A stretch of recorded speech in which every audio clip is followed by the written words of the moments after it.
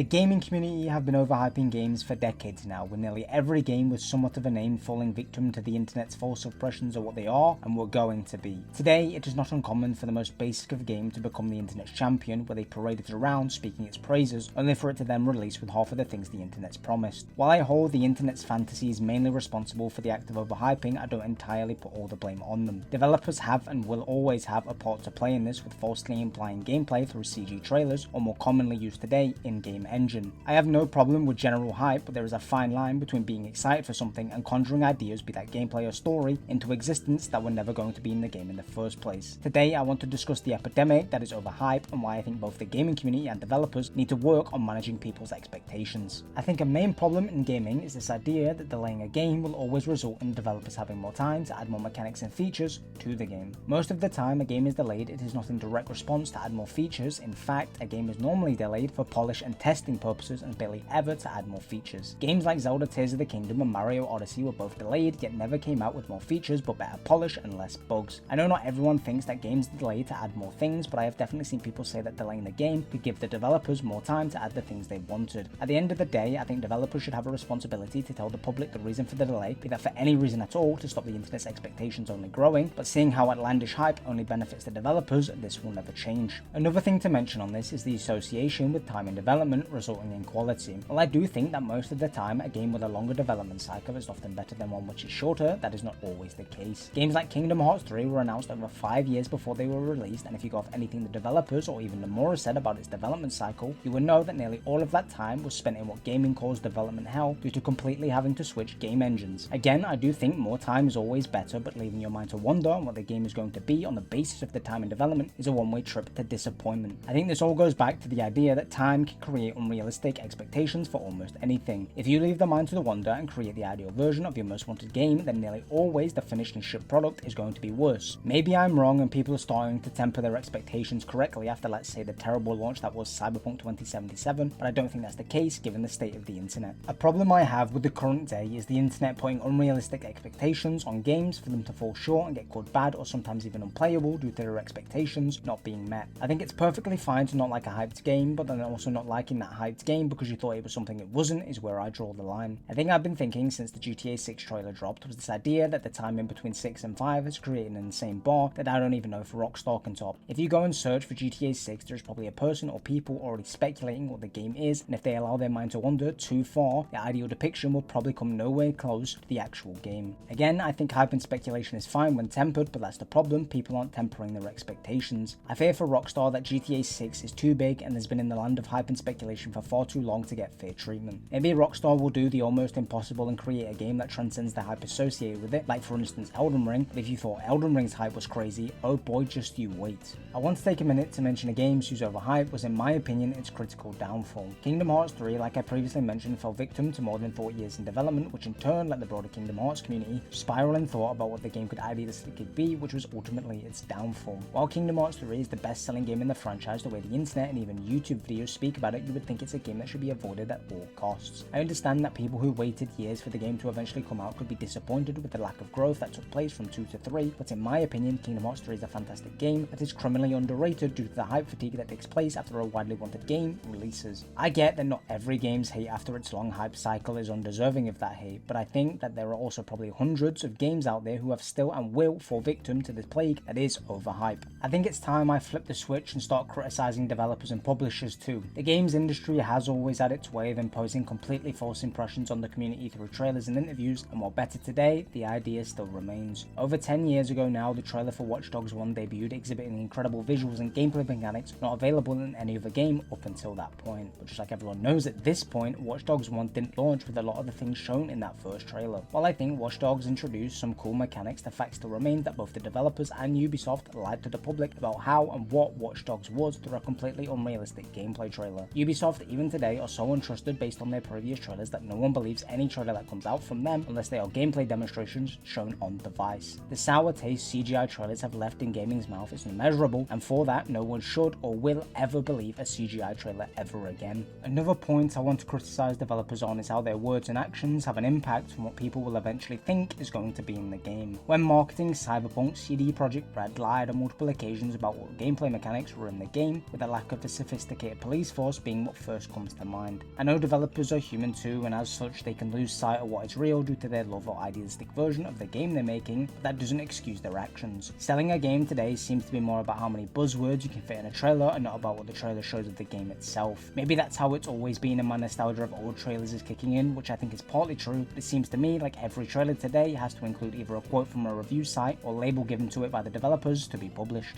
I understand that this video will probably fall on deaf ears with people not wanting to change how they look at gaming, but all I ask is that we try. Hyping up a game to outlandish expectations is only going to hurt the person hyping up the game and not the developers who only stand to benefit from the game's excitement. While I know people will still and do love getting excited about games, understanding that putting up boundaries so that the hype never crosses over to creating fictitious creation in your head is ideal. Maybe my understanding on this topic is marred by some of my favourite games being a part of this forsaken cycle. With my time looking at games that go through similar cycles, I can't help but think that that's not the case. As it is the end of the video, if you could take away one thing from this video, it'd be the idea that overhyping a game and then also letting your mind wander on the many possibilities of what that game could be is not helpful if you want to enjoy that said game. As I've already said, a little bit of excitement is completely fine, and tempering your expectations so that you can enjoy something you're looking forward to is only going to help you when a game you want releases.